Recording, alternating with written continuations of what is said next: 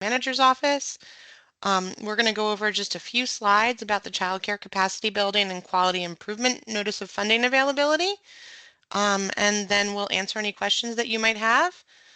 I believe, are we recording, Elizabeth?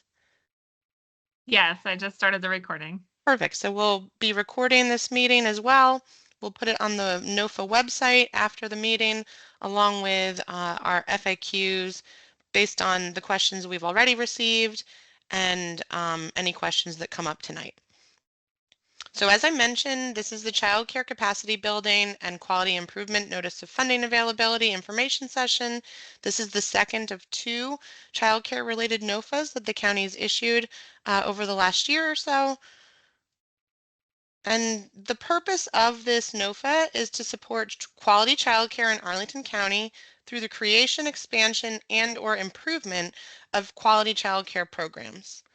There's $564,580 available in one-time funding from the county, and this is open to all childcare providers in the county. They can be family daycare homes, they can be childcare centers, they can be religiously exempt providers, and awards will be made up to $75,000 per organization or program. There are sort of two buckets of eligible expenses, and these are just some examples. The first bucket is capacity building, and some of the examples of funding or eligible expenses under the capacity building category include contracted expertise with an organization to help with planning a new program or helping plan an expansion of an existing program. It could also include contracted expertise to help develop operational processes or procedures, manuals, forms, anything that the provider needs in order to operate. It could also include professional development for staff. Quality improvement is the second category of eligible expenses, and some examples under this category include curriculum or assessment tools, credentials or certification attainment, age-appropriate books, toys, or classroom supplies, or health and safety items.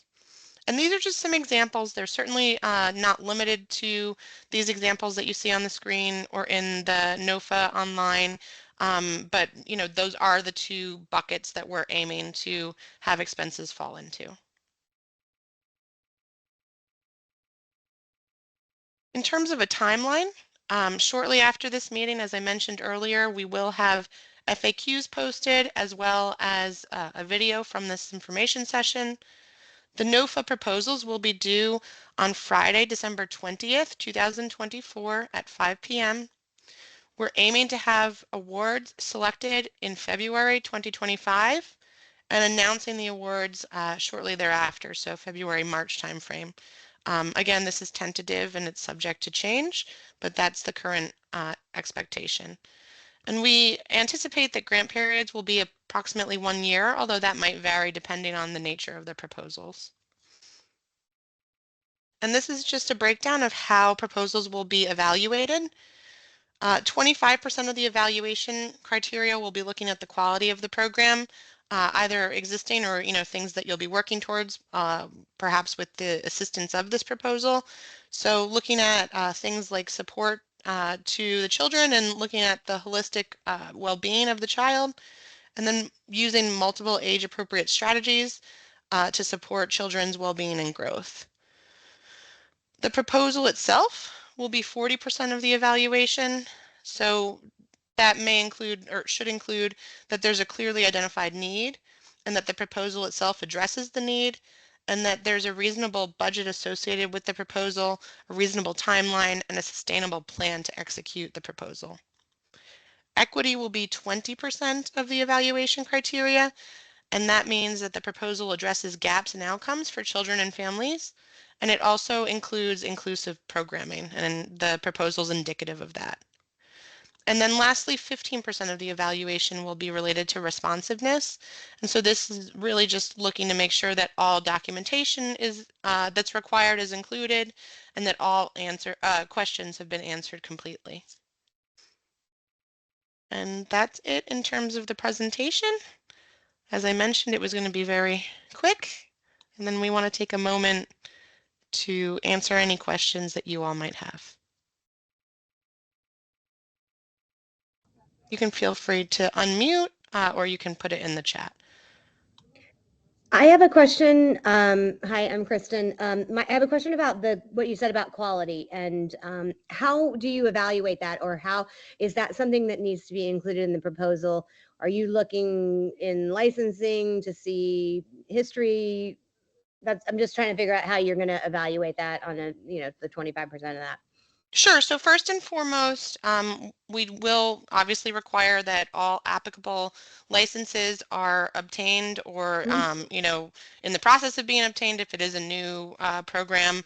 And then we will check in with licensing just to see that, generally the program has been able to meet expectations and all licensing requirements. But then we do also have a handful of questions that address the program or the program's approach to quality in their anticipated or existing program. And so we're looking to see how you promote the children's well-being, how you ensure that they're participating in age-appropriate activities throughout the day, and how you train and develop your staff to make sure that they're doing these things for the children and their families. Okay, yeah, that explains that. Thank you. Yep.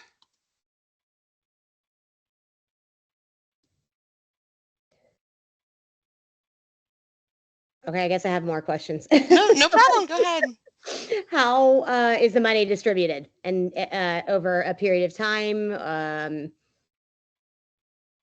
Elizabeth, I don't know if you want to weigh in on that one. So, yeah, that will kind of depend on what the proposal is. So, if your proposal is just like a single purchase and it's right up front, then you can get the money right up front. But if it's some spending that's going to take place over time, then we'll negotiate with you once you're awarded to figure out what kind of payment plan makes sense. Okay, thank Either you. way, you'll have to support your expenses with like backup documentation, whether it's receipts or invoices for services. So nothing super fancy for backup documentation, just we want to be sure that you're spending the money for what you said you spend the money on. Absolutely. Okay, thank you. Mm-hmm.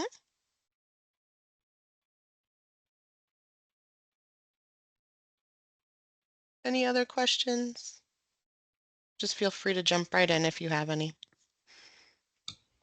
I have a question. When it says contracted expertise, what do you mean by that? So there are a number of organizations that exist to provide, guidance and support to organizations that may need, outside assistance in, accomplishing certain tasks. If it's a new program, for example, maybe you need help doing a market analysis.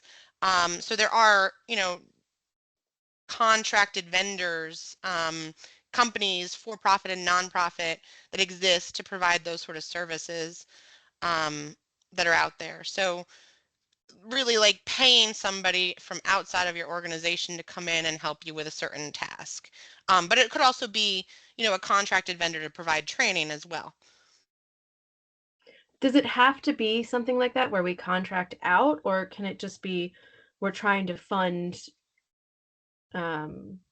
staffing or other internal projects, but we don't necessarily need like outside consultants?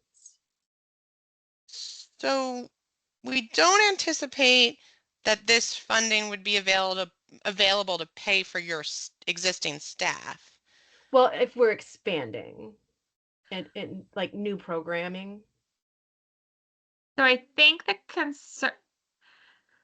part of the issue is that it's only one-time funding, and so we would want to be sure that you would have that sustainability piece. But yet, I think, Caitlin, I think I could envision a situation where extra staff would support quality, so quality improvements. I think it would just be key to really demonstrate that you have a sustainable plan going forward after this funding would end.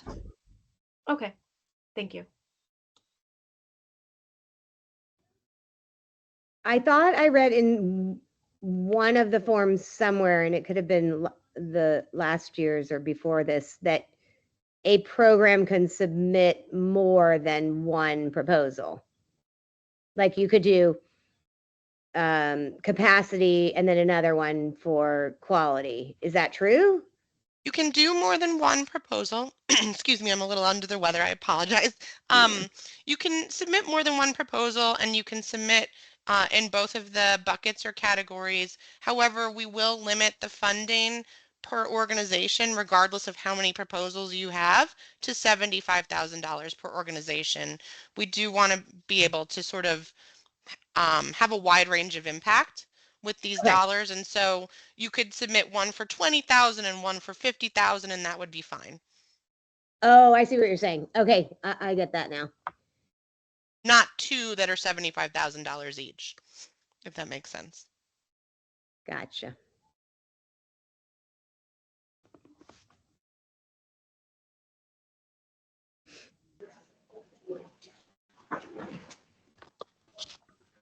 Any other questions?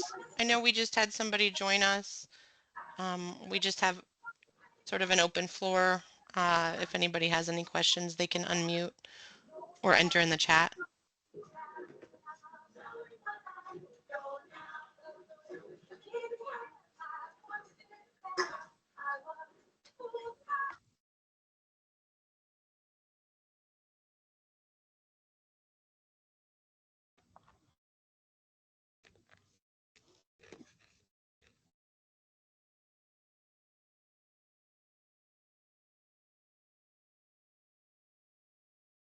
Well, I know this is relatively straightforward. I do want to give folks an opportunity to ask questions if they have them. Oh, can funding be used to establish a location? Funding can be used to establish a new location or expand an existing location, but it's going to be related to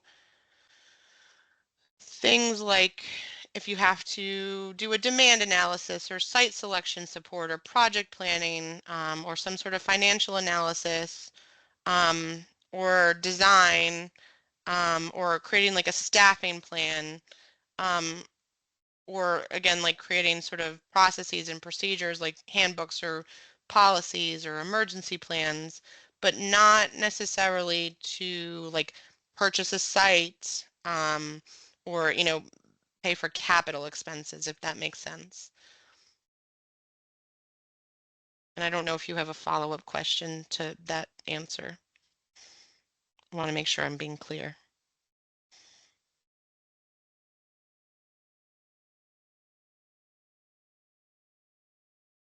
But could it be capital expenses that if you're going to expand your program, you already have a building and you're going to like add on? Or No, so the previous NOFA was for capital expenses, and this is more for like the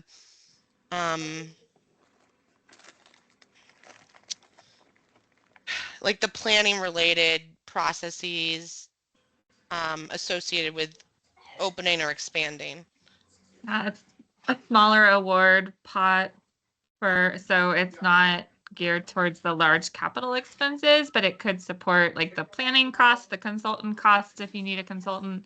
I think it would also apply for like supplies because it can be used for like those quality improvements, getting good quality, age appropriate books, supplies, curriculum, that kind of thing. I think that could also fall under this funding opportunity. But it's less the bricks and mortar. Right. It's not for buying or leasing a space. It's for the stuff filling the space.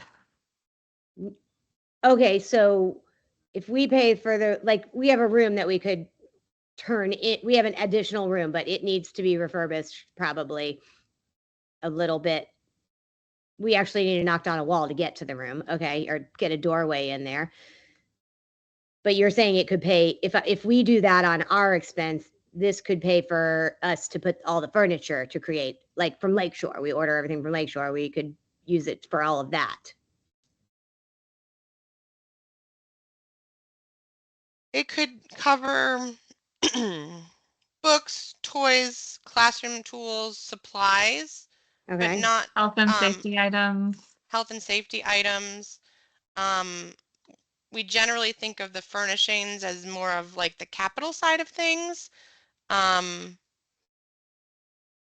Well, and I'm not trying to argue the point. No. We have these valid questions because when you're talking about adding capacity, you're literally talking about you need space to be able to put these kids if we're going to add 10 kids or 12 kids to our program. That takes space. So that takes, but you're saying this is not what this grant is intended for. So capacity in this sense is more like the capacity of the provider. So capacity building, like Okay. Giving you the capacity to equip your teachers if we're talking about professional development, giving you the capacity, not capacity like slots. That was more the nature of the first NOFA, which was very capital in nature and looked at things like playground equipment, furniture, the buildings themselves, IT systems, like those sort of capital expenses. And this is more like the squishy stuffs. That's not necessarily like those big ticket items, but like all the things that sort of fill the room, whether we're talking about like the supplies or the, teachers, but not the actual staffing. I mean, like the teachers, like the professional development, the curriculum, those sort of things. Okay, that's super helpful. Yeah, that will help us guide it. Great. And then there was a question in the chat that says, does the applicant have to be licensed prior to the time of application submission? In other words, are informal providers working towards licensure allowed to apply? So if they're operating currently, they need to meet all applicable licensing requirements. If they're not currently operating, but they'd like to open a program, they would be eligible to apply, with the intent of opening down the road. But any operator that's currently providing care does need to meet all licensure requirements. I will also add that if a provider or a hopeful provider is awarded funding and is given funding, but then fails to become licensed, the provider would likely have to pay back the funding. So that would be another caveat to that.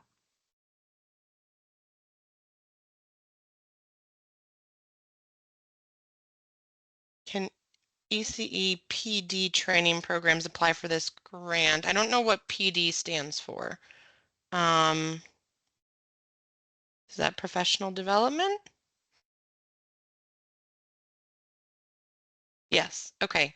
I think I'd have to know more about the proposal. Like if it's a program training students at like a local college, I'm not sure if that would be applicable. Teachers training. If they're providing care to children while training teachers, it's possible. I mean, I think I'd need to know more about the program. I'm not very familiar with some of those programs in the area. Sorry. But if you want to share more, I'd be happy. And then are there any resources available for applicants who don't have capital to establish a location but are still interested in applying? There may be future iterations of the more capital-oriented NOFA, which was open earlier this year. But that's not definitive, but there could be in the future. There's not any resources that are available currently. We do have a very robust small business program through our Arlington Economic Development office. And if there are individuals who are interested in, trying to start a business, they have a lot of resources available that might be helpful in that respect.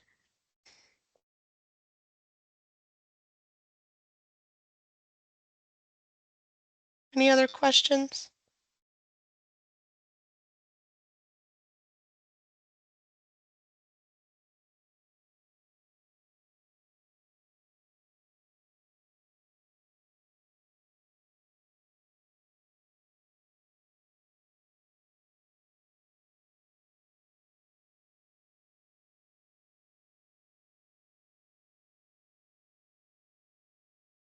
Can a program apply for 2 grants?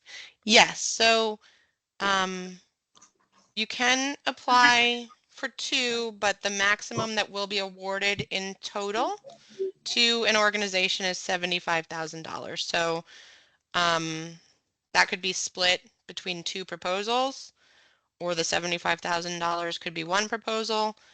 But we won't do one proposal that's 75,000 and another that's 75,000. We are trying to disperse the funds widely while still being effective. So the maximum per program is $75,000.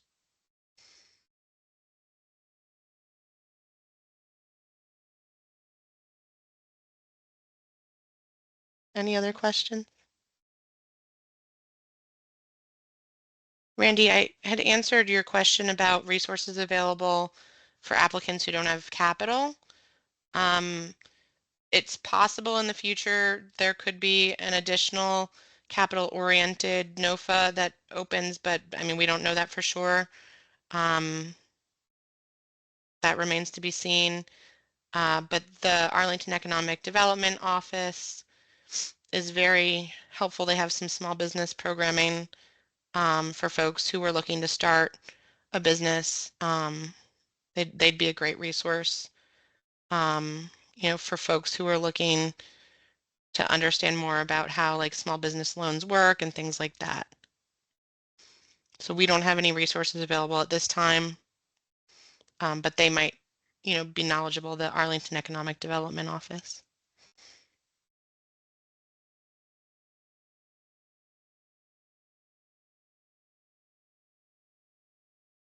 Any other questions?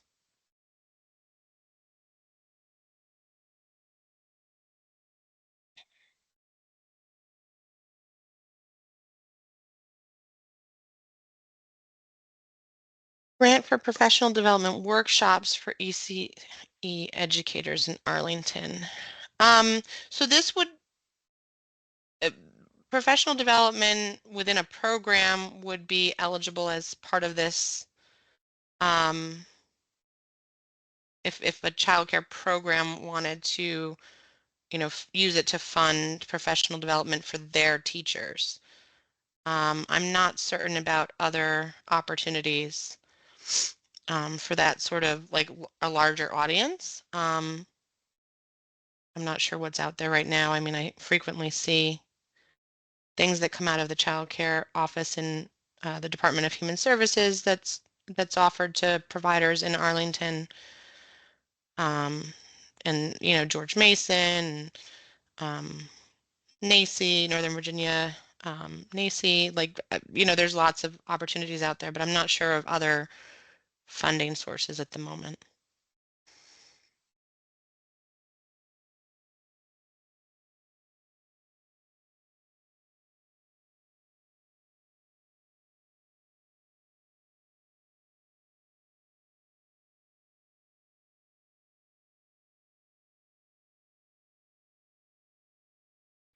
I'm sorry. Hi. Hi.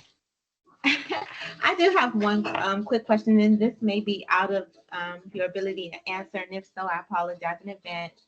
But if someone is interested in operating out of, let's say, their apartment, and they've already been granted permission to do so, would that be allowed? If they're a family daycare home provider in Arlington and they excuse me, meet all of the licensing requirements through the Office of Child Care Services in the Department of Human Services, and any applicable requirements that might be, you know, required from the Virginia Department of Education, then that would be allowed. Family daycare homes are eligible to apply for this funding, but they do need to meet all the licensing requirements that are applicable. Thank you. You're welcome.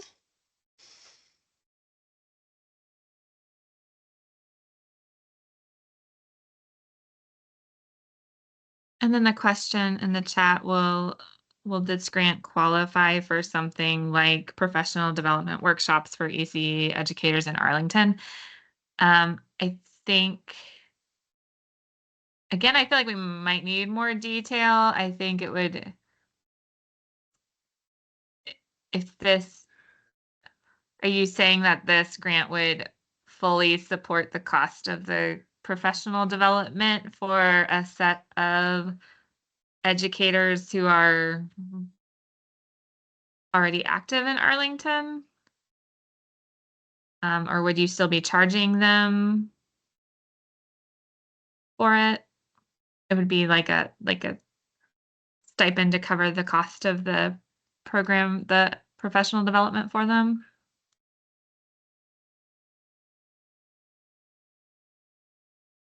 Caitlin, I think this would probably apply, right? Yes. Oh, for the 16 hours that are required as part of licensing. Yeah. Hello. Sorry, I am in McDonald's, so that's why I. No problem.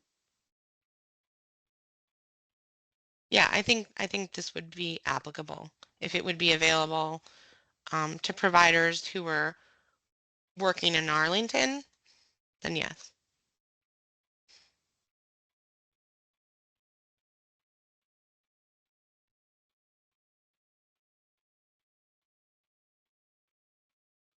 Any other questions?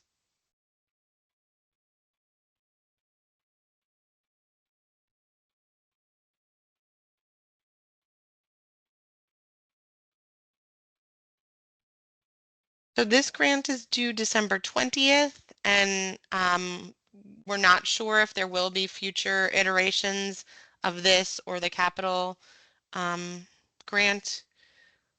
This was one-time funding from the county board, and so we'll have to see what happens from here. But that's why Elizabeth was talking about sustainability as part of like our consideration when we're reviewing the proposals, because at the moment this is one-time funding.